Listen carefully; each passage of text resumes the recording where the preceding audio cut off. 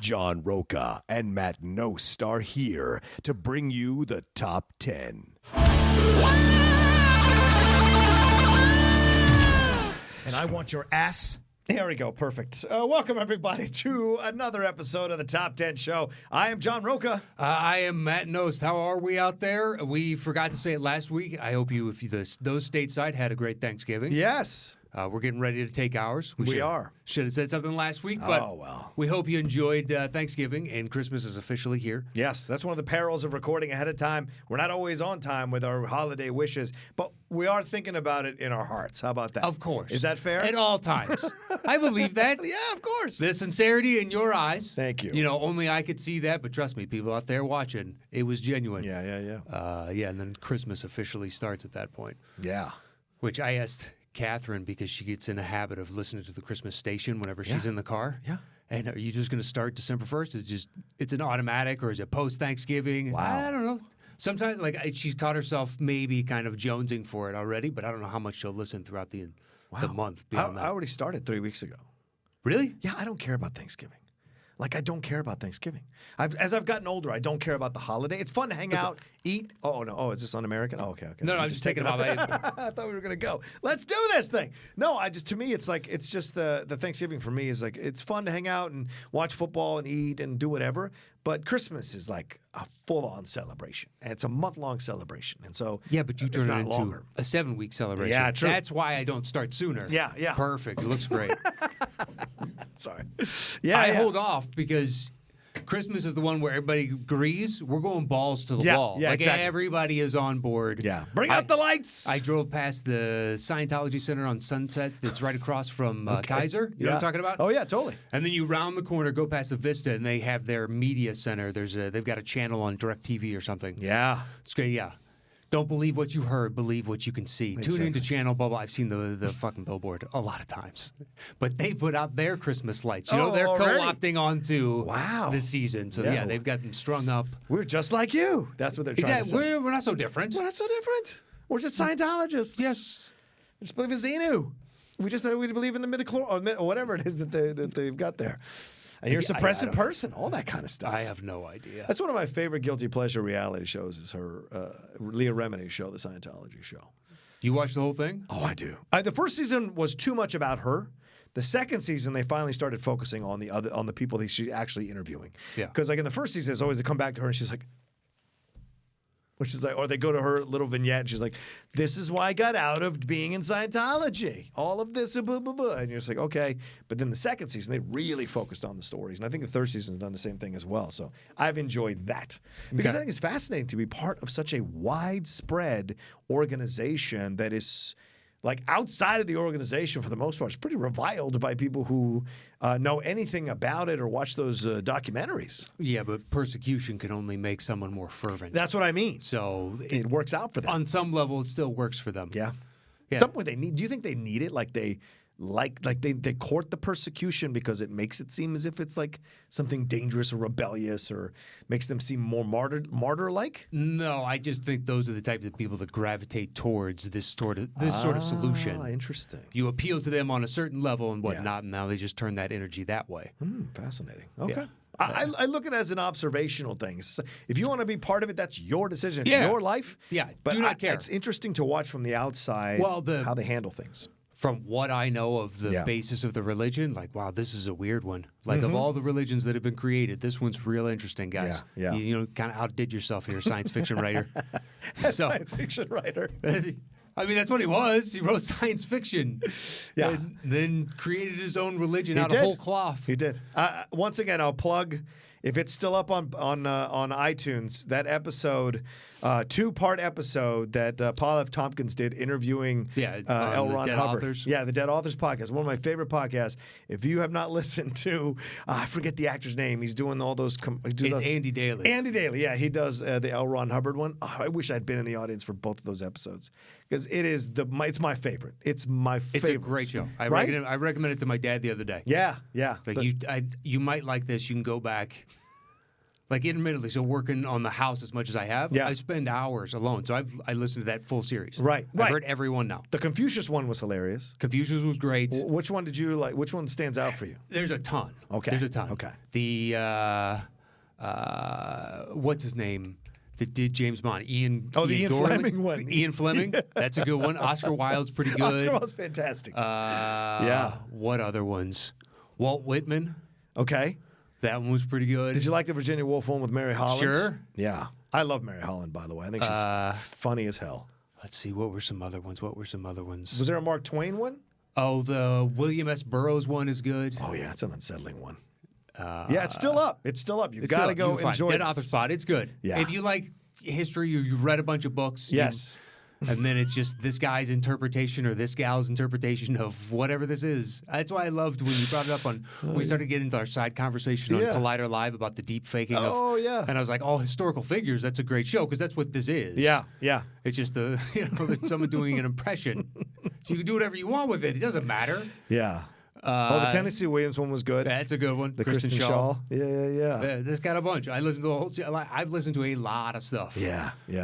There's some great stuff. You definitely, if you haven't listened to it, and I know we're plugging another podcast that's already over. That isn't even they're not making new episodes. It's still went worth to it. a charity, so maybe people Yes. still donate to the charity. True. and Good point. They can get it, otherwise. I haven't listened to the Dr. Seuss one. Oh, I should listen to the Dr. Seuss one. Shit. That one's good. That one's good. Oh, my gosh. There's one guy, I can't remember the actual author's name, but he wrote The Man with a Thousand Faces or whatever that Lucas eventually said that, that's what I made off of Star Wars. Joseph Campbell. Yes. Yes. Yeah. And that one's pretty good because he does. He goes off on Lucas, I think. He does. What is that old character actor's name? From Disney era, like 50s kind of voice, you know what I mean? Yeah. I want to see The dopey, what's going on? It's kind of spoken like that. Every once in a while, we get into a rhythm. It's that. Yeah. And like, oh, what a great.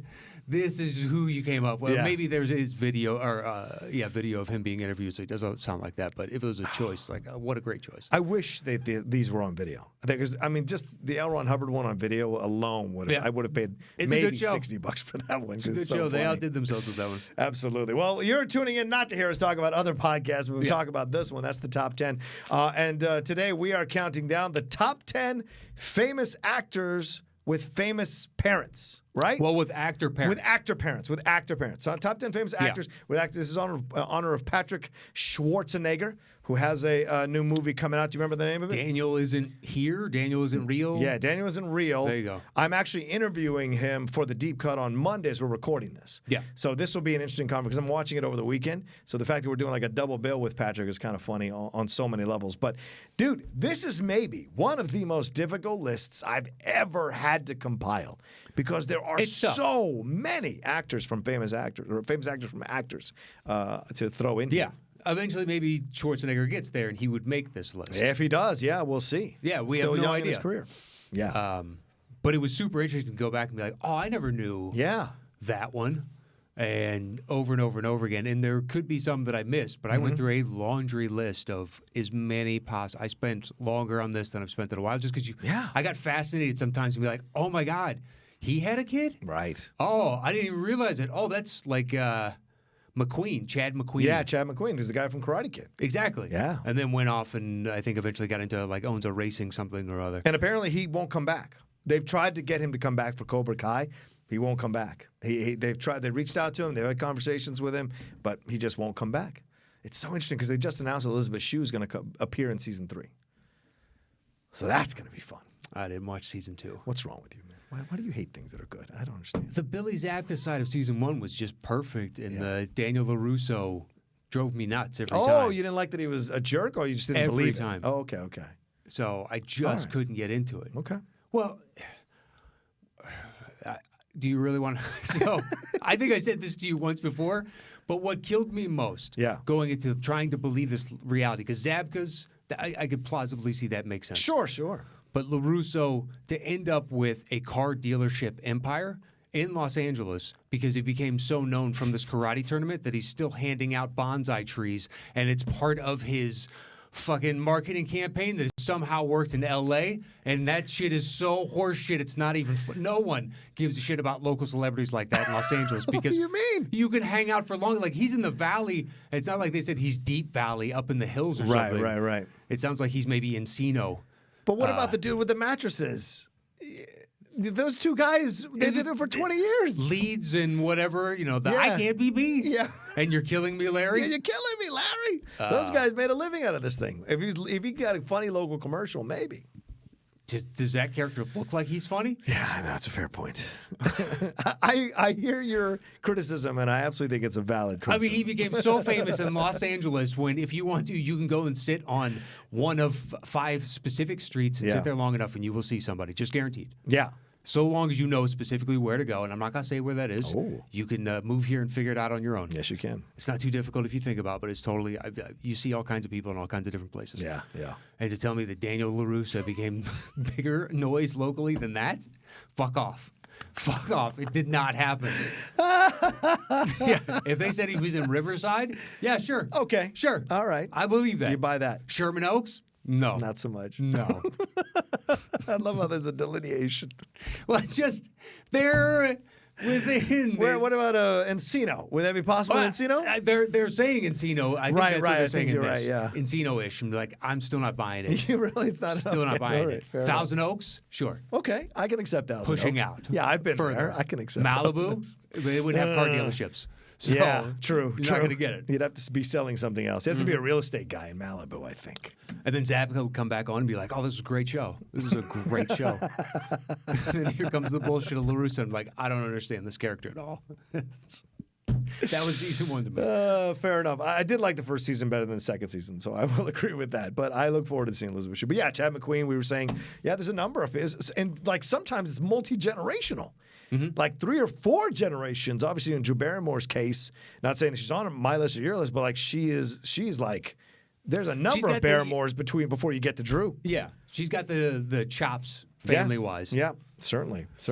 And one of the reasons, and then another thing is that we choose one movie from each of these actors that is like their best performance. We did that, right? You did that too? Yeah. Okay, cool. And or favorite movie of theirs. Or favorite movie of theirs, yes. Yeah. And that's all connected into what we're...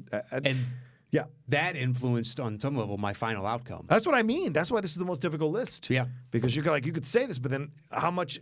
Do I think their performance in this movie or this movie itself moves them up or lower? How much do I appreciate this, or is it you have several? Yeah. I still have one on my list where I'm not exactly sure what I'm going to choose. I've got it as, this/that on my list, and I'll make the decision when we get to it. I like that.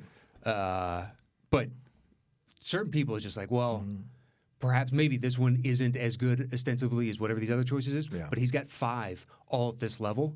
And I want to choose them all. Are you like this way with parties? Like, do you go like, okay, there's 2 people I don't know who I'm going to invite the morning of. I'm going to let them know. What kind of party is that? So there's 2 people, and now I'm only inviting I'm just saying, one? like you're saying, you're going to get when you get to then you'll decide which one you're going to put on your list. Are you that way too with like the morning Come of? one, You're come like, I don't know. Or at wedding, you're like, we'll see how I feel on the morning of the wedding. Who I want to invite to be between these 2 guys or people to get into the wedding. Well, who are you inviting last minute to a wedding? I'm just saying. Just send them a text. Dude, you're in. You've known about this list for a week, and you're still debating until we start to record. A week is strong. Okay. We texted about this on Sunday night. It's still enough. So it's a couple of days later. It's the middle of the holidays. You got Thanksgiving bullshit. I showed up early to facilitate. Thank you. Not a problem. Happy to do it. But you had a week to do this, and be like, really? I had last night to do this. Fair enough. That's why I texted you, like, just to make sure, because I'm sitting down and I'm already an hour into this. Yeah. This is what we're going for, right? Because now I'm into the weeds on all these choices. I can't get out of this place. All right, well, let's get into it. Matt, do you want to tell them how the show works? Once we set a topic, we go our individual ways and create personal top 10. Let's show back up here. I do my bottom 3. He does his bottom 3. I do my next 2. He does his next 2. Then we trade 1 apiece. Once we have revealed our personal top 10 list, we create the shows between the 2 of us. Boom. And I want to thank everybody who's been watching us on video. A lot of great comments. We busted out of the gate with almost 5,000 views on our first video, so thank you so much. If you're just seeing us for the first time, go back and watch the other episodes that are on camera as well. And please leave a comment. Yeah, I love reading all those. I got to do a better job responding, but I love reading them. So, all right, let's start. What do you got, number 10? So A billion choices. Sure. Of course there are. A billion choices. I got like 30 people on the fucking honorable mentions. Me too. So I just went. At that point, you start looking at the overall scope, and you're like, all right. Yeah. So I want to try and grab all the randoms too. Like try and be more representative of the list as a whole overall. Yeah, sure. So 10, I put Jamie Lee Curtis, daughter of Tony Curtis and Janet Leigh. Yeah. All right. For Halloween. I really had a hard time cutting her. Okay. I was just... She's got a lot of work. She does. And I wanted to put her on the list, and I was fighting to put her on the list. But in the end, I couldn't do it. And I'm a little... I'm okay with my list. I'm happy with my list. And the reasons for why I did it, but I still don't like that I couldn't put Jamie Lee Curtis on this list. Go ahead. Well, it's a lot of people's IMDb's that you're up against. Yes. And the body of work. Some people, it's... I like you in a lot of stuff, but this one movie I think is... fantastic. Yeah. Fantastic. Do I reward you for that one? Or do I try and go with someone like a Jamie Lee where I like this movie, I like that movie, you were great in this. Yeah. You know, just saw you in Knives Out and you're still putting out good work. Yes, she is. Certainly good in that Halloween movie. Yeah. So, track record, then I was like, all right, I'm going to honor her for that. Halloween is great. I don't think they should... That's one they don't need to remake. The first one still works. Yes, it does. The terror of it is 100% palpable at all times. Something we both said and everybody else has said, and it's been said to death at this point. But if you're new to movies, if you've never seen Halloween, please do yourself a favor and go watch it. This is coming from two people that don't like horror. Well, don't tune into horror. Right, we're not the biggest horror fans. Yeah, I don't dislike it. We like good horror. We just don't like every horror. Exactly. Right. The genre as a whole is not one that pulls me in. If I'm going to watch something dumb, I'll watch a dumb action or dumb comedy. But True. Dumb action is easy peasy. Yeah, fair enough. Because you can turn your brain off.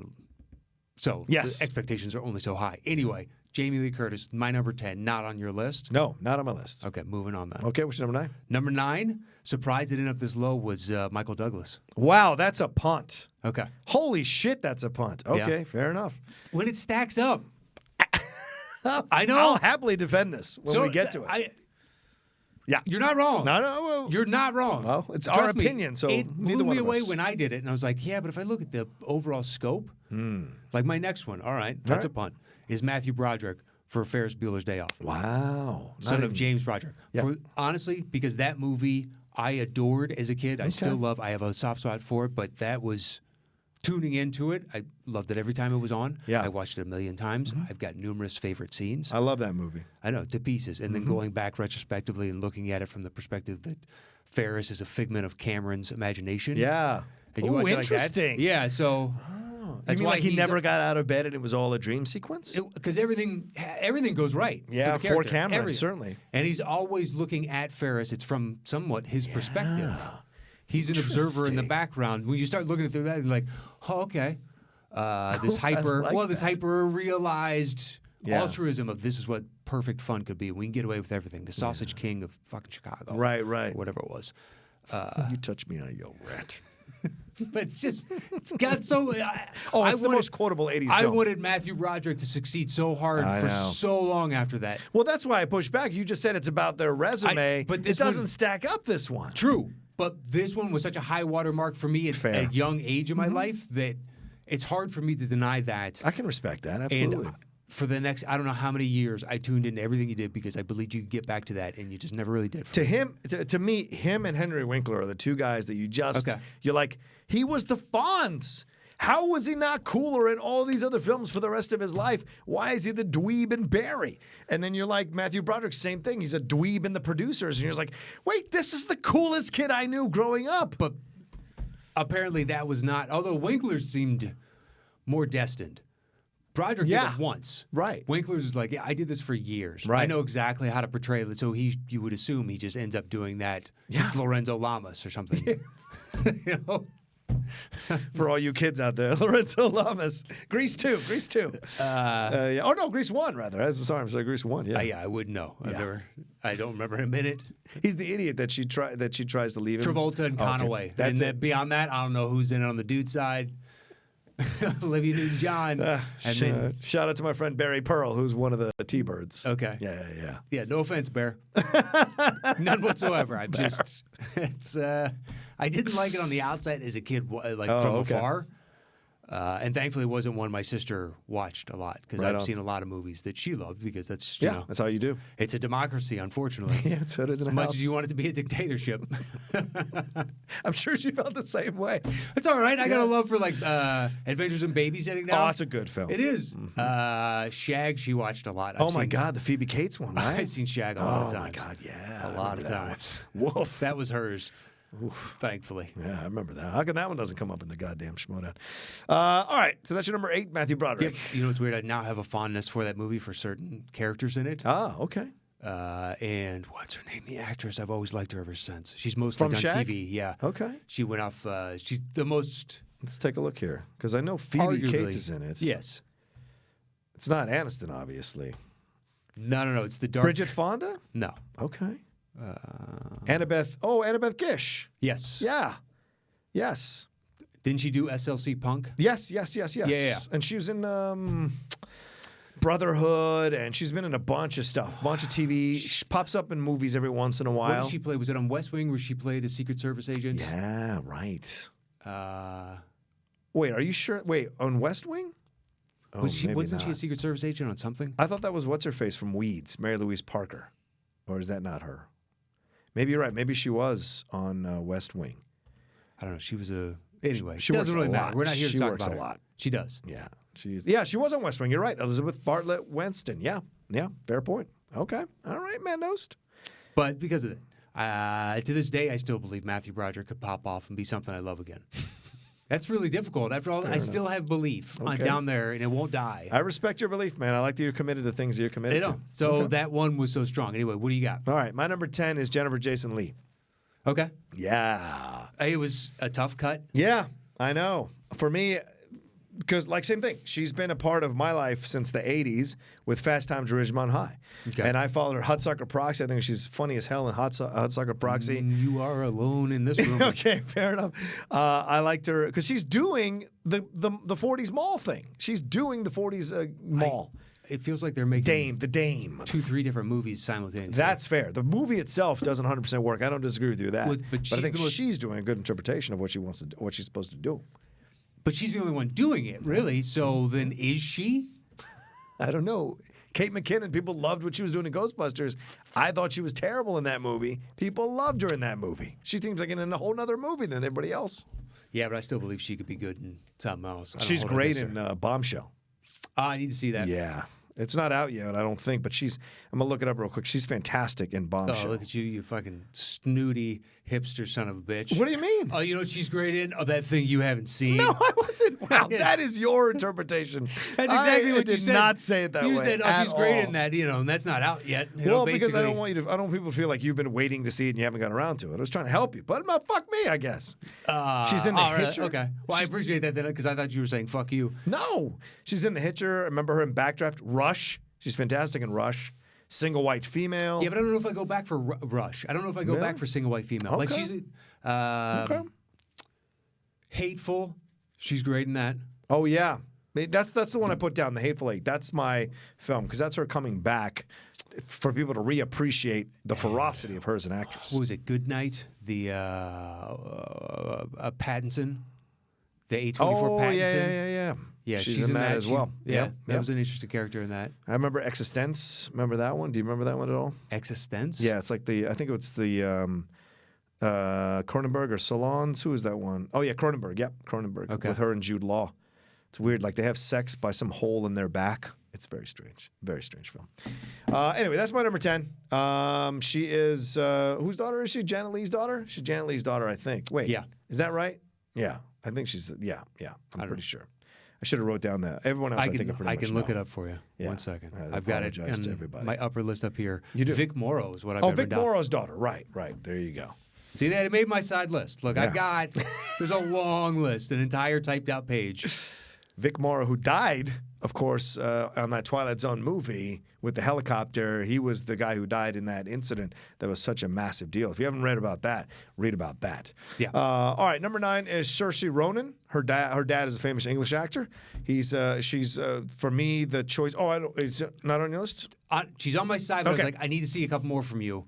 But you could make this list. I think I had to put someone newer. I felt like I had to put someone newer. You know, as you were talking about looking at the scope of the list and what you wanted the list to say about yourself or about your taste, I had to put her on her because I just saw Little Women the other day, and I think she's incredible in that. And on the heels of Grand Budapest Hotel and Brooklyn, Brooklyn, and all these other films that I've seen her be a lead in, I'm just like, she's so incredible as an actress. So to me, this elevates her quicker than maybe another young actress who would be coming up at this point because she's already got so much notoriety and respect from the acting world and also from fans and people who go see these movies. So that's why she's my number 9. I like her. And she's great in Little Women. And I can't believe as a straight dude who digs sports and all this kind of shit. Your camo jacket is behind you. Yeah, that's right. That's right. Your machismo has been proven. I couldn't believe how much I enjoyed the movie. It's actually a really fun movie. Shocked. Did you ever go camo inside that black leather hoodie? You know what I mean? Just double it up. The black leather hoodie. You mean the other one? The jacket that you got. Oh, yeah. You know what I mean? Just double up on I had the jacket on underneath because it was raining. Yeah. I'm saying camo and then that. You know what I mean? That is the underlayer. Like you're just going full. Yeah. And then after that, I don't know what you add to the layer below that. Probably a shirt with like a knife through a skull or something like that. Seems to be the perfect. I was thinking like maybe open. You're wearing the jumper from a prison. You know what I mean? But it's open in the middle, and there's like then a T-shirt underneath that. You're just throwing out all of it. Is it the sleeveless T-shirt, like the what they used to call the wife beater shirt? Is that with the golden chain hanging or something like that? Could be. I don't know. I'm just saying. All right. So my number 8 then is Angelina Jolie. Is that on your list? No. Wow. Wow. Because I definitely don't go back and watch all that much of hers. Okay. I respect the hell out of a lot of her work. Right. Okay. But I never rewatch it, and that's when I was looking at her IMDb after writing it down. I was like, What Mr. and Mrs. Smith would be, I guess, the closest, and I never watched that. Okay. All right. Yeah, I was looking more, for me, out of respect for the fact that she's made quite a career in Hollywood, and she's really good in everything she's ever in. She is. Yeah. And I enjoy Wanted. I'll catch that whenever I'm flipping channels. I really like this. They're putting English on a bullet. English on it. Exactly. Whipping. Okay. It's already spinning because it's rifled and it's coming out. So what is you adding a little bit more spin right now? How are you going to arc it? Well, that's why you have to train to be able to do that. Not just anybody can do that. That's what the film's about. It doesn't make a lick of sense. The best case you're going to do is like send it wobbling, so at least it's still kind of on the right axis. Yeah. But you'd be flipping. Then they're just going, they're spinning head over, ass over a tea kettle. So what, the back of it hits you? Ow. Doesn't make any sense. Ineffective. Well, I put A Mighty Heart as my choice for her. She's so incredible in that film, playing the wife of Glass. Daniel Glass, I think his name is, the gentleman who was beheaded by the Taliban that was videotaped and I'm sure it's somewhere on the dark web. I remember after it happened, maybe a few weeks after it happened, just like out of curiosity, because you have those moments where you're curious to try to find it, and I found the video. And when they start to slice his neck, I cut it. I stopped there. I lost my fucking mind because there's nothing that matches the reality of seeing the actual violence, right? What you see on screen or on TV, the stylized stuff, or that violence that you see on shows or movies, it doesn't match the actual thing when it's happening. And you're just like, oh my Christ. As soon as the knife was going, I was like, I can't fucking watch this. I just turned it off, and horrific. But she's so good in this movie, and it's a movie I do come back and watch every once in a while. And of course, people love her Tomb Raider, the first one at least. Girl Interrupted, she won the Oscar for that. So she has a legacy here. I don't know how much the legacy is being tarnished with some of her recent work because of the Maleficent stuff. I don't know. But her directing stuff is happening, I guess. So, I mean, we'll see. But I think she deserves to be on this list for me at least personally. All right. Yeah. What's your number? Go ahead. I mean, I have Matthew Broderick, where it's just it's only Ferris Bueller. Yeah. Is it? I like others. What, The Freshman? Yeah, The Freshman, he's good in The Freshman. He is good in The Freshman. That's a good movie. That's when you got signs of maybe he can do this. Yeah. Here's another one that I like. Project X. That came before, though. I liked him from that, but that came before. You're right. Was he War Games? Was War Games before? Yeah. Yeah, okay. And War Games I actually didn't see until after Ferris Bueller. Okay. I don't think my parents let me watch that one. But Project X we owned. That was a sad movie. That's a good point. Yeah, it was. Yeah. Jesus. Anyway, let's move We're on. watching this kid and like these chimps in a lab and the terrible things that we're doing to him for military reasons. Now I'm curious. Matthew Broderick. Let's take a look here. This is thrilling podcast watching for you all. The noted thing here is producers, so that's true. But Cable Guy. Did you like him in Cable Guy? I need to watch that again. Okay. Kind of thing. Okay. Project X came the year after Ferris Bueller. So Project X is after. Biloxi Blues. Oh, he's great in Biloxi Blues. I love Biloxi Blues. I don't watch that again. Like, I watched it when it came out. What about Glory? Do you like him in Glory? Okay, there you go. Right? You like him in Glory? We said The Freshman. And then, he's the voice of Simba in The Lion King. Yeah, all right, fair enough. Cable Guy. Then this weird run of movies: Addicted to Love, Godzilla, Election, the one with Reese Witherspoon. He's good in that. And so I never thought that was as good as everybody else thinks it is. Okay. When they held it up, I remember when it came out and all the hype and the buzz, and I saw it and I was like, it was good. Yeah, you just didn't like the character. I didn't either. Yeah, I don't know. It just didn't resonate with me. You Can Count on Me. Oh, right. He plays the boss with Laura Linney's boss, and they have that affair in the car and shit. I remember that. Yeah, there's not much in the producers. Yeah. But he works. He works, and he's on Broadway, of course. But I still believe he could somehow do it again. Do Ferris again? Yeah, right. He's Doug Flutie. You threw a couple Hail Marys, and I've seen it. Would you be excited if they announced a Ferris Bueller sequel? No. Like 30 years later? No. Okay, so you want him to do it, but not I don't believe he can do it. He needs to build as a dad. Okay. To that in the public's eye, because I don't think after all these years, he's not Eddie Murphy. You know what I mean? True. In the public eye for the past 30-some-odd years, he's been Yeah. Matthew Broderick. Ferris Bueller is the anomaly. That seems atypical of everything else we've seen him do by and large. That's a fair point. All right, so that was your 8? Yep. What's your number 7? 7, Patricia Arquette. Oh, nice choice. Not on my list. Nice choice, though, man. Daughter of Louis Arquette. Yes. And I chose Ed Wood. Oh, yeah. Good choice. Love the movie. Yep. A, there's a lot of choices from her, but B, she is so good on everything she does. Mm-hmm. And I didn't watch Medium, but oh yeah, Medium. What was the prison drama with the Escape? It was Paul Dano and Benicio del Toro. Delamara or something like that. Yeah. Escape at Dannemora? Dannemora, yeah. She got nominated for that too, for Emmys. So yeah. I think she won too, I think. But to see the transformations, to look at the entire scope of her career, I'm like, wow, you have really pulled off so many different types of characters. Yeah. A real breadth of work here, and willing to do the job for the job. Mm-hmm. Like, shows up as a consummate professional, even if I don't like it. Yeah. She's bringing stellar quality to it. It's like Gary Oldman before he, the public at large. Yeah. Really knew him. Well, also, she comes from a family of actors or performers, right? Because you have David Arquette, you have Rosanna, which is really the one who started it all in terms of the siblings, and then the late Alexis Arquette, what he was doing. So they were doing, I guess you could say that now as pronouns. Yeah, I don't know. But Didn't know he'd passed, or she had passed. Yeah. But you look at this thing and you're like, she's the one that stands out. When you think of all of them in terms of quality. Well, that's what I'm saying. She's the one that stands out. Of this huge family, to me, it's her at the top. Yes, absolutely. And then the rest of it's like the Baldwins. I'd put Rosanna below her because Rosanna has a lot of good 80s work. And she's never not good. Yeah. And then David does more of the cheesier stuff, so I don't put him as high. But Rosanna, for whatever reason, always seems to be a specific type to me. Yes. Whenever she's that character. It's true. Desperately Seeking Susan, she was leading that. Yeah. Whereas Patricia, Pulp I think, Fiction. had been able to bend and mold herself into creating all of these different individuals. My favorite is True Romance. I love her to death in that movie. Another excellent choice. Yeah, she's so good in that And film. the cross-section of her and Oldman. Maybe they both, rubbed off on each other. Yeah, maybe. Just their work ethics. And, this is what it's like when the guys coming back from the Olympics, like LeBron and Wade and all those guys, after having been around Kobe for a little while. Yeah. And you're like, dude, that dude is an animal. I need to become an animal if I'm competing against that. I'm showing up at 3 a.m. to get up 1,000 shots before 7 a.m. and you guys are just showing up, and I got a full sweat. Yeah. Like a crazy sweat. Just somebody who's so dogged in determination. Yeah. That's a rare individual. True. Very true.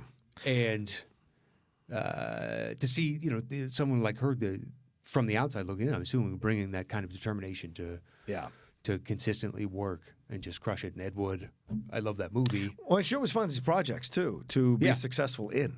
She's got a good eye for things, especially over the last maybe 5 to 10 years. She's really chosen some interesting projects that highlight her talent and push her as an actress. Yeah. And so you love that, And I liked Medium. I thought it was a damn good show, actually, for what it was. I never watched it. Yeah. So I don't know if it was good or bad, but... She knew what she was playing, and she knew, I'm going to raise my kids. I'm going to work this job. Yeah. It's 9 to 5 or 9 to 6, whatever it is. It's a TV show, and then, boom, I'm going to move on to other things. It's totally cool. But she is independent of TV to me. So when she was doing that, if she came out with another movie, I still believe that the movie was going to be great. She's a great actress. So it's like, I don't, that isn't the denigration that it used to be, 20 years ago. True. Agreed. But especially, network television now. Yeah. Still has a little bit of that. Yeah, agreed. Well, you look at Jennifer Love Hewitt, right? Jennifer Love Hewitt started out in films with Can't Hardly Wait. Was she on Party of Five? I don't know. I can't remember one of those TV series. But she always comes back to TV. She always comes back to TV. Yeah. But you're always good. Yeah, true. All right, what's number 6? My number 6 is Rob Reiner. Oh, interesting. As an actor. Okay. Because of This Is Spinal Tap, and then this is also my tip of the cap to you for all the work that you've done. Okay. I love This Is Spinal Tap. Yeah. And... thank you for that. That has been a part of my life. You have a small part in it, but you've done so many other things. I'm going to give it to you. Why not? This list is ridiculous. This list is ridiculous. There's so many people. You can make any case you wanted to throughout. Now, this one is the lower on the breadth of the acting work as far side of. Yeah, but when he shows up in something, he's always good. He's always good. Like in Wolf of Wall Street. He was hilarious in Wolf of Wall Street. And... on some level, he's an interesting guy, and he's worked steadily and throughout, just like his dad. Yeah, agreed. Dad's still working. Yeah, I know. Carl's still tweeting. Carl tweets. Carl's 900 years old and he tweets. Still going. Some of my favorite podcasts, like the Mark Maron podcast, when he interviewed Carl Reiner and Mel Brooks, I think they were back to back. 2 of the best episodes I'd ever heard, because those guys are still spry. They're still spry mentally, and I love that. So especially Mel. Jesus, Mel is a great interview. All right, yeah. What else? What else? Oh yeah, When Harry Met Sally. Yeah. Princess Bride. North. Who doesn't love North? Like I went with you on half a letter before I realized what you were saying, because I respect your opinion so much. I was like, yeah, no. He hasn't quite captured it again since those times. Well, A Few Good Men. Misery. Those are 2 good ones. Those are 90s, though. In the 2000s, there hasn't been much. Look at all that work. And to start out as a TV actor. Right. Meatball. Or Meathead. Meathead. Yeah, Meathead. My bad. Meathead. And, just to transition and segue into and just have this massive longevity career. How long was he on that show? How long did that show run? No, that's a good question. Like 6 years, 7 years? Yeah. So he was fully a TV actor to the world at large. Oh, right, yeah. And following in the footsteps of his very, very famous father. He was on for 8 years, man. 8 seasons. There you go. Damn. It's a good paycheck, though. It is. He's acting. He's still been acting like New Girl, The Good Fight. He always shows up in these smaller little things. They did a When Harry Met Sally 2 short film, and he was in it. Really? Yeah. Directing wise, yeah, shocking. LBJ did an LBJ film recently, the one with Woody Harrelson as LBJ. Okay. I never saw that. The Bucket List was all right. Rumor has it was all right. Story of Us was okay. Yeah. I didn't see Alex and Emma. Which one's that one? Oh, that's the Hugh. Oh, Luke Wilson, Kate Hudson. All right. But yeah, there you go. All right. High watermarks for me count, plus the varied career and the overcoming you were a television star called Meathead. Yeah. You were set up to be like, you're an idiot type of thing. That's what we've all been beaten into our heads on some level. Yeah, I don't disagree with you. To flip the script on that and come out with This Is Spinal Tap as your first thing. And I think that to me is an all-time classic for this individual right here. A lot of people love it. It's just, if you like, music, especially from those eras. Yeah. And it's cobbled together all kinds of different stories that are close to real ones, et cetera, et cetera, et cetera. We've experienced things similar like that working in theaters and whatnot. Oh, yeah. Over the years, you just like, I'm taking a left and I end up and I'm like, where am I? I have no idea. I'm in some deep catacomb of this place. How the hell did I get here? Right. Just ridiculous. The Stonehenge is still the best part of the movie. Oh, the Stonehenge, the cocoon not being able to open until the very end when Harry Shearer comes out. What about why would you wrap a cucumber in tinfoil knowing you're going through a metal detector while you're wearing skin tights? Why would you do that? But it didn't seem like they were going for the I'm an idiot. Right, the obvious joke, yeah. He seemed so oblivious of like, oh, I don't know, of course you stuff. That's what you do. You're trying to project. That's right. You know, I'm an Uberman type of, but he didn't. It's rock and roll. So good. Right, It's blacker than black. I like a Paul Shaver. Just kick me in the ass. Just kick me in the ass right now. Yeah, Fran Drescher, Billy Crystal. Yeah, I think that was Drescher's the first great. time that I knew him. Yeah. Yeah, I came around to that one later. I'd seen all of his Really? stuff. Yeah, because I wasn't one of those rock and roll guys growing up. So I came back to it later when I got into that stuff, and then people were like, "Oh, you got to see this. You got to see this." And I saw it was really funny. It was funny. Well, Definitely. anytime once you introduce, pyrotechnics and stagecraft type of things, and you have big things you're deploying, like Iron Maiden, if they bring out Eddie or something, Right. So that has to go wrong. Yeah, right.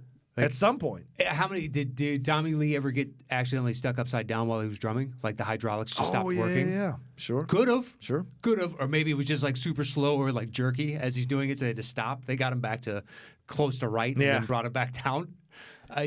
There has to be, once you add in all those variables. Oh, yeah, there's footage all the time online of people who do these crazy stuff in concerts and it, like, breaks down. Like, Pink, when she has that, like, she does that Spanish web thing across the whole... There have been times when it's just stopped. I don't know what Spanish web... You talking about the... Like, when they do the Moss? When they hang down from those, like, kind of pseudo sheets and they flip around on the sheets and stuff by holding on. Yeah, that's kind of called? Spanish web. Yeah. Okay. So she does those through the concert. Sometimes that'll stop in the middle of the auditorium, and she'll just have to roll with it. Yeah. Or Katy Perry was on something that was floating down. I saw this recently, and it starts to do this, and then it stops. So she could have been thrown off into the audience from like 20 feet above the air. So you never know with this kind of stuff. So it totally happens. Yeah, could be the last tour that ever uses this element. Right, exactly.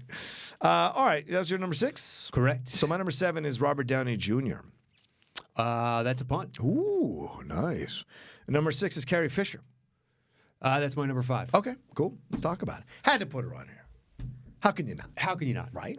Yeah. Her, and then she also has a compatriot from the same movies. Right. Fair point. Yeah. And I struggled with the two. Yeah. Between the two. Yeah. I think she elevated above for me because of all the work that she did throughout Hollywood. She was a script doctor. Yes, she was. And studios would send her, and her fingerprints are on all kinds of different amazing movies. I probably should look that up. But easily do a Google search, and you can find lists of things that she is unaccredited for, but everybody knows that she was a part of. Let's take a look. All right. As you're talking about, let's It's take a look. nonstop. It's nonstop. Like, she did Punch Up for X and Y and Z, and was the actual script doctor of this movie. It's like really impressive, the amount of work that she had over that course. I wish you're bringing it up now. What do we got? Hook, Wedding Singer, Last Action Hero. Wow. Like all these different type of things. She also definitely worked on the Star Wars stuff. Yeah. She put her thoughts into that. Yeah. It was Spielberg that kind of got her into that. You got any other movies? Oh, fascinating. It does. Here we go. 13 Carrie Fisher TV and movie writing credits you might not know. All right. She did Postcards from the Edge. That's her life story. Yeah. She worked on Adventures of Indiana Jones, Young Indiana Jones, Hook, Sister Act, Okay. Last Action Hero, So I Married an Axe Murderer, Made in America, Phantom Menace, and Attack of the Clones. She had some thoughts on. Or as a reminder, Coyote Ugly, Scream 3, and the Coen Brothers' Intolerable Cruelty. Interesting. What a varied list of movies. It's all over the place. Yeah. And we've heard of, if not seen, all of them. Oh, yeah, here we go. River Wild. Yeah, wow. A River, yeah, that's a good movie. Yeah. I don't disagree with you there. Yeah, the Out-of-Towners and the Star Wars, all this stuff. So, yeah, and Patton Oswalt made his name doing script doctoring for years as well. So that's how you do it, man. It's good money. If you're that good, you can come in and see the flaws that are there. Yeah. And what else did she just get called in? Hey, we need eyes on this. Here's however much money your going rate is for that. Right. And she's the daughter of Debbie Reynolds, for Christ's sakes, and Eddie Fisher. Yep. But so from our parents' generation, Debbie Reynolds and Eddie Fisher were huge, two of the biggest names. So then to be the daughter of that, how was she accepted? Like, that's a hell of a mantle to take over. Yeah. And now her daughter's following in the footsteps following in her footsteps, Billy Lord, who's been in these last 2 Star Wars movies. So, yeah, it's there. It's quite a legacy, dude. I agree. It is. All right, so what's your number 5? That was my 5. Oh, that What's was your 5? George Clooney. See, his dad, or are you saying His dad. Rosemary? His dad. Rosemary's his aunt. I looked up his credits. He didn't get credits until after George had been working. No, Nick Clooney had been a host for a long, long time. He was on TV AMC. host. That's what I'm saying. Yeah. Not an actor. Well, no, he's been an actor too. He was in 2 uncredited things in what you're saying. 1958. I see what you're and saying. then didn't do any acting until years after Clooney was famous, I believe. Well, we didn't say. We said actor. I know that. I excluded him for that. But I was like, your dad wasn't an actor. You want to ding him for that? Rosemary Clooney did a bunch of acting, did she not? All right. She did. Yes, of course. She was an incredible performer and singer. I knew her as a singer. Right. I'm sure I've seen a movie or two, but I couldn't tell you. Yeah, probably in the 40s or 50s or 60s. Yeah, it wasn't. She wasn't like a huge. big, Exactly. Yeah.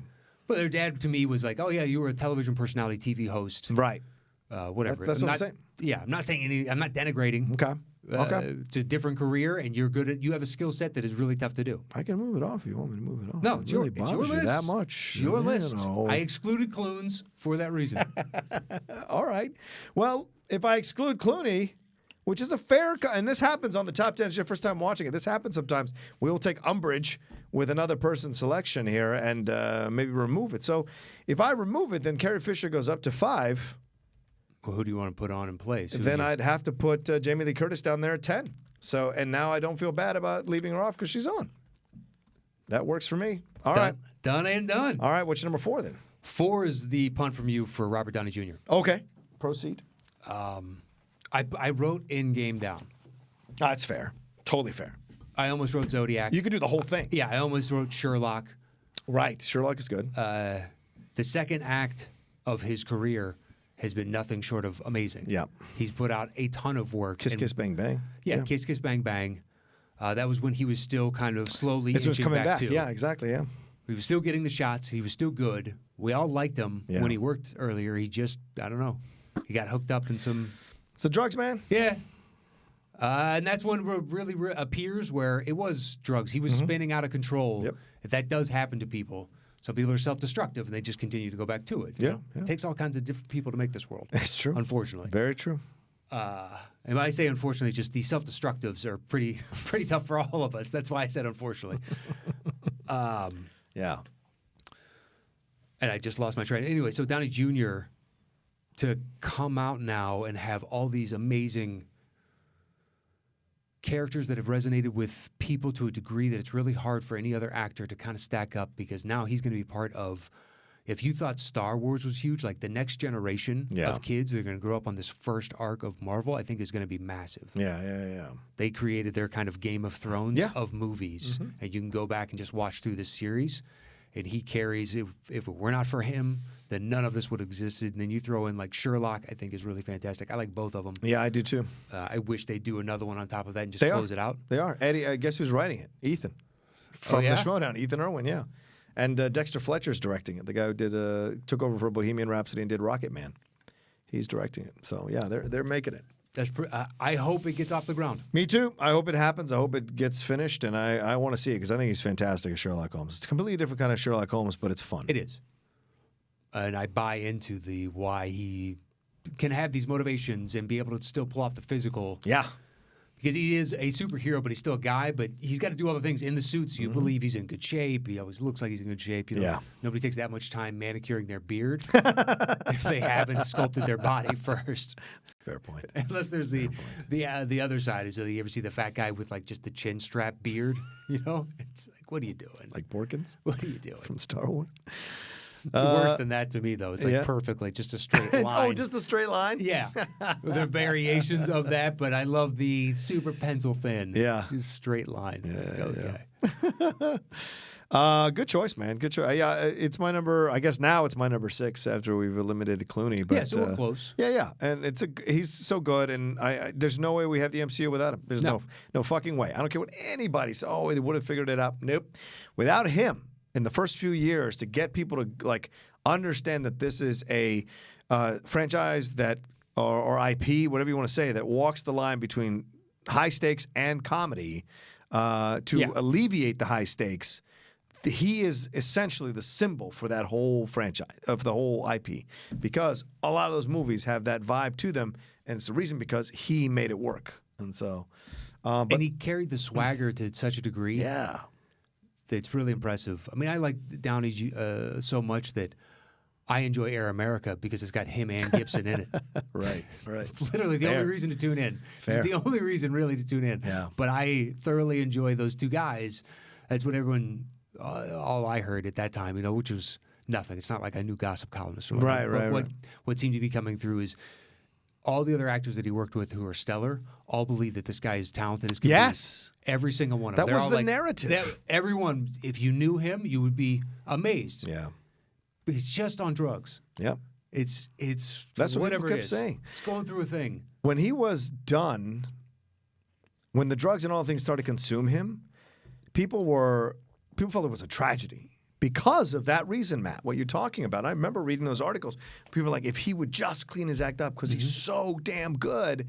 But, you can't. Someone's got to come to it on their own. They cannot, no matter how much you tell them, until they come to it on their own, it's not going to change. Yeah. And so he eventually had to, and maybe there was just a number of factors that came in at the same time that just kind of got him finally hit that rock bottom and start to work his way back. And he credits his wife very much, his producer wife, for helping him through that situation. And look at the exchange. Sometimes you got to invest in somebody because you never know where it's going to lead you, and where it's going to go. And you may find that person in a positive place by the time it's all over. So yeah, agreed.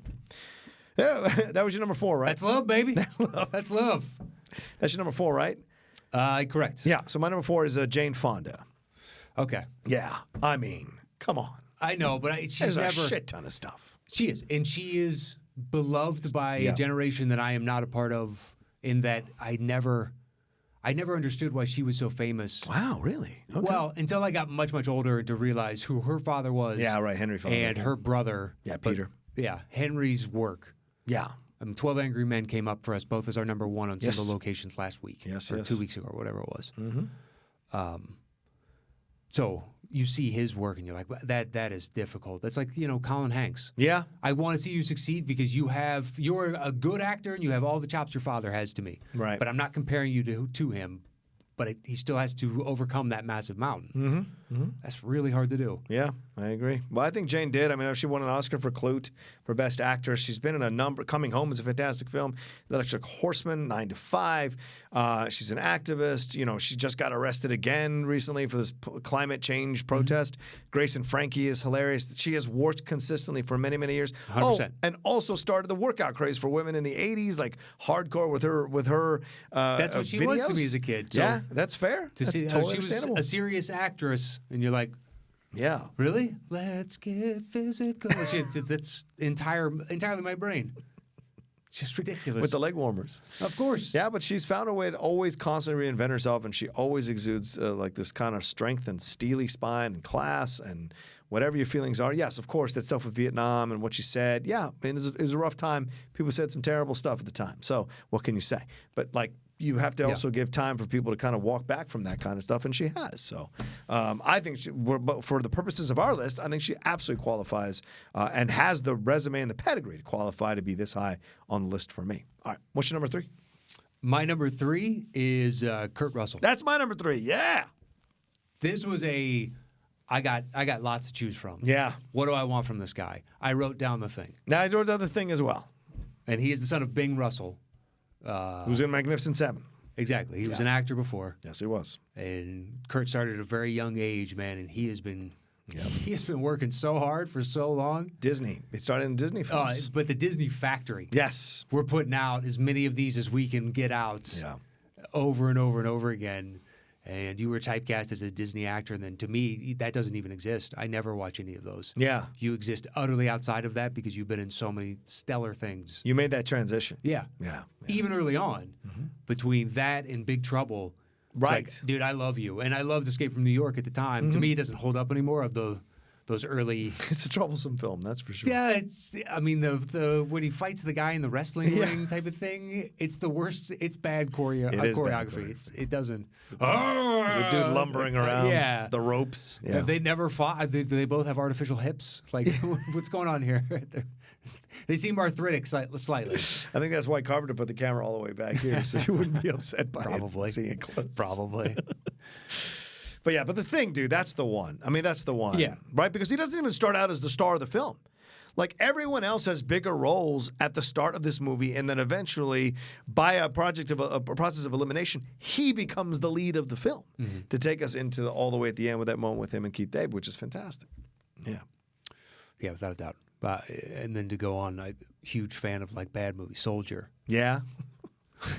I wanted him to make another one and kind of get away from he's slowly trying to figure out who he is. Right. And explore something different.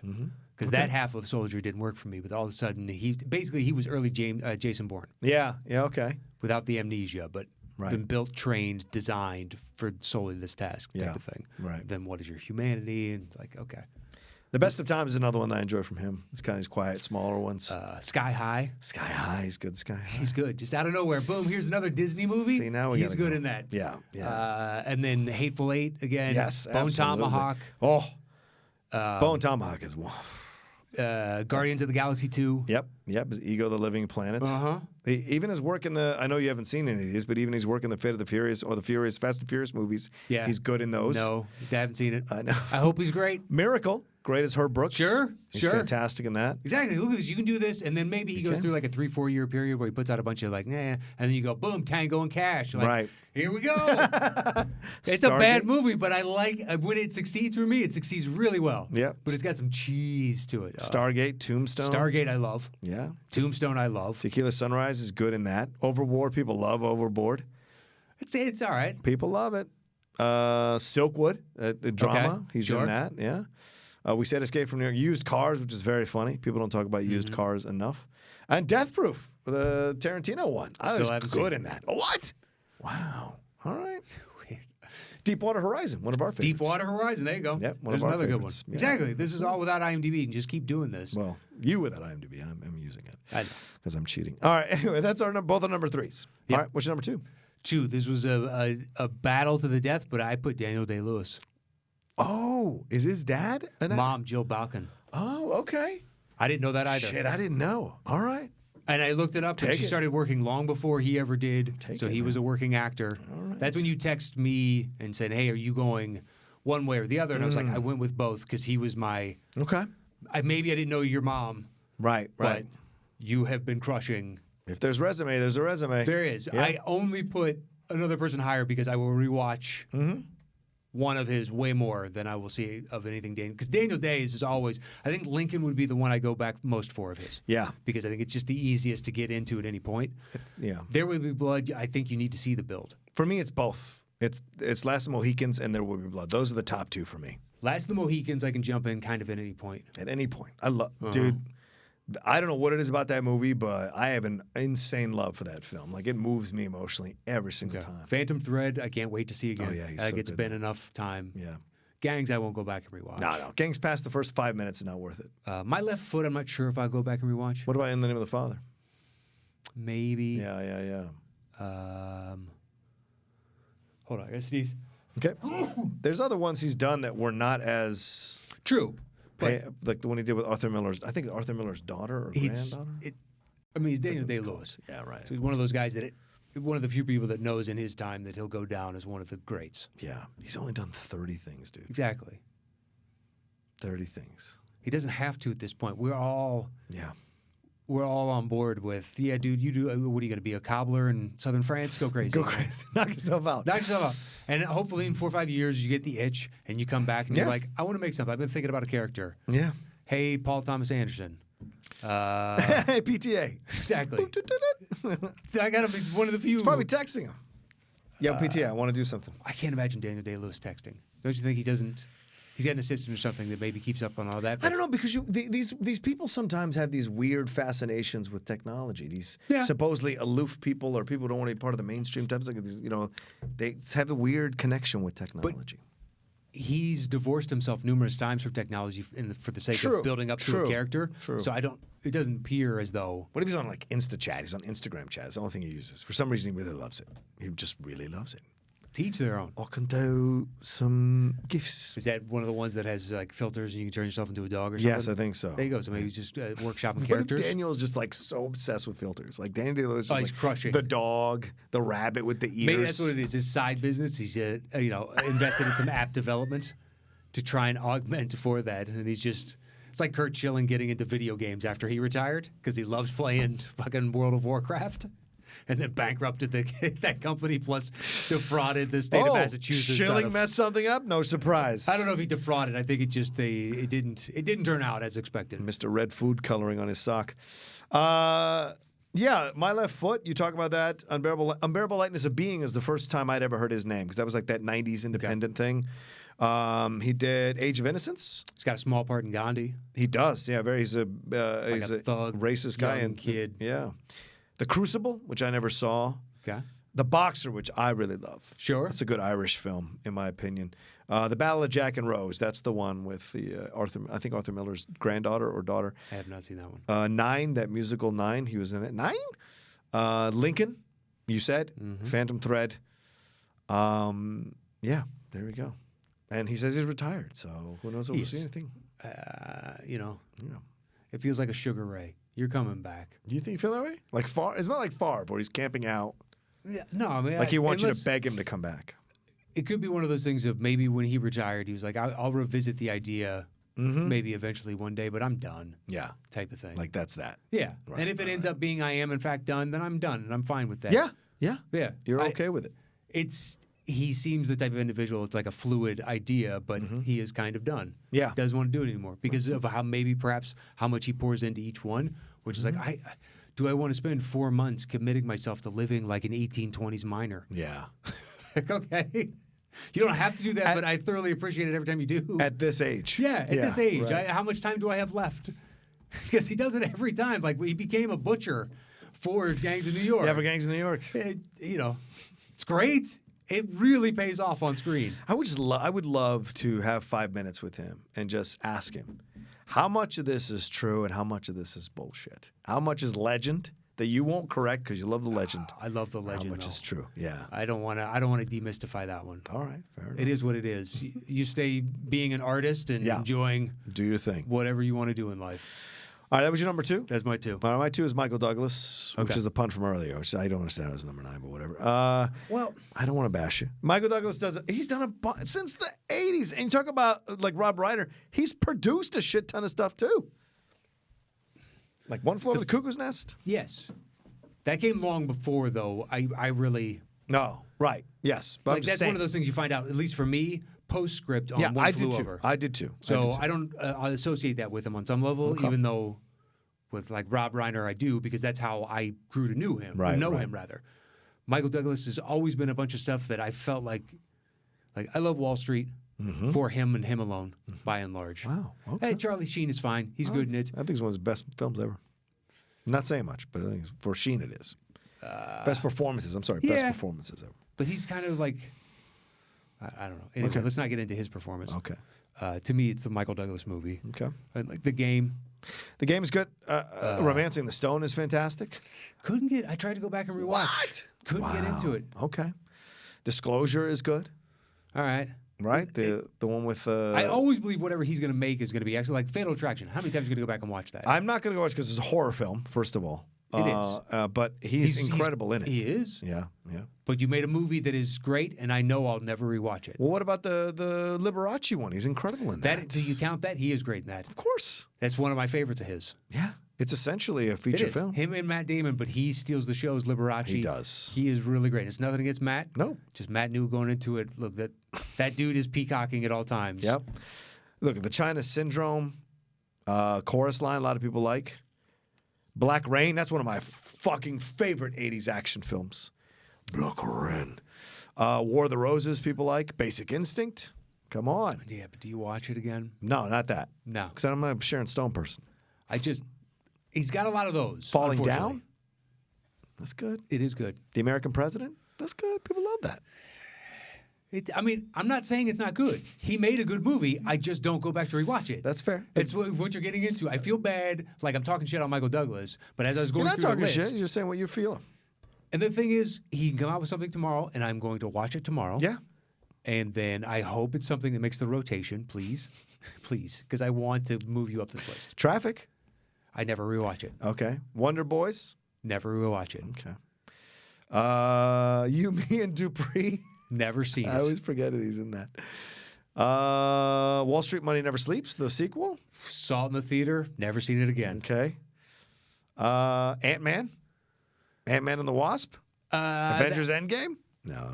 Do you really count Endgame? I don't count Endgame, but I'll count Ant-Man and the Wasp. Sure. He's in that. Sure. And I even like him in Haywire. Haywire is a fun little Soderbergh film with Carano, which I really like. Oh, the former fighter, former wrestler? Yeah. Whatever. The fighter, MMA fighter. Which they use, what's her face? They use Laura San Giacomo as the voiceover for her, for Gina Carano. Anyway, so where were we? That's my number 2, Michael Douglas. All right, what's number 1? My number 1 is Jeff Bridges. Yeah, Jeff Bridges. What's your choice? Lebowski. Yeah, it has to be. I knew it was for you. Crazy Heart's my choice. So. Okay. Yeah, but still, Bridges number 1. That's how you beat Day-Lewis. Mm-hmm. You know what I mean? You made a movie that to me is perfection. Yeah. I will rewatch it always. It's in the rarefied air. Yeah, and he's got a resume that he's succeeded in multiple genres. Yeah, multiple. Like I rewatched Tron Uprising or Legacy, whatever. Legacy. It was. Yeah, I watched it again the other day. I don't know what to tell you. I love that film. I love him in it. Me too. I wanted to go back. The philosophical exploration that he's having and all that stuff is super interesting. That's what I like. The life finding a way aspect of the secondary people springing up and whatnot. Yeah. And him battling Clue all these years was super interesting. It just fell a little flat. Okay. Overall. Well, I understand that. Absolutely. Because a lot of people felt that way, which is why there's not a sequel. Box office wasn't there. But I believe there's something there. Yes. It's like Men in Black International. You have something between these two. This sucked. Yeah. This sucked. It was not fun. It's a shame because those two have great chemistry in the Thor movies and in the Avengers movies, but somehow, some way, was it F. Gary Gray couldn't get it out of him for whatever reason, the script or the story or the executives, who got involved. But apparently they cut a bunch of that movie from the movie. There was like a whole immigration storyline they cut out because they didn't want to be divisive. Sometimes I think studios, when they start to propose that kind of shit, I think they have to go to the public and say, we have decided to do this with this movie. Here's another cut of this movie. You tell us which one you liked. Because we will take ownership of the fact that we fucked this movie up. Because we're putting that director out there to take all the hits, or the actor to take all the hits, and none of the executives are walking out going, yeah, I made that decision. I cut the immigration storyline. I think they should they should have to walk out there on the plank and defend their decision. Hell yes. Yeah, that's my opinion on it. Hell yes. All right. Get them. All right, let's read let's go back over our separate lists before we combine our lists. Matt? We have to do that. No. I was thinking about something else we forgot to do. Yes, sure. Why don't we do it now? You want to cut it in and we'll cut it out? No, I guess we can't. We'll just move forward. Okay. So at 10, I have Jamie Lee Curtis, daughter of Tony Curtis and Janet Leigh for Halloween. Yeah.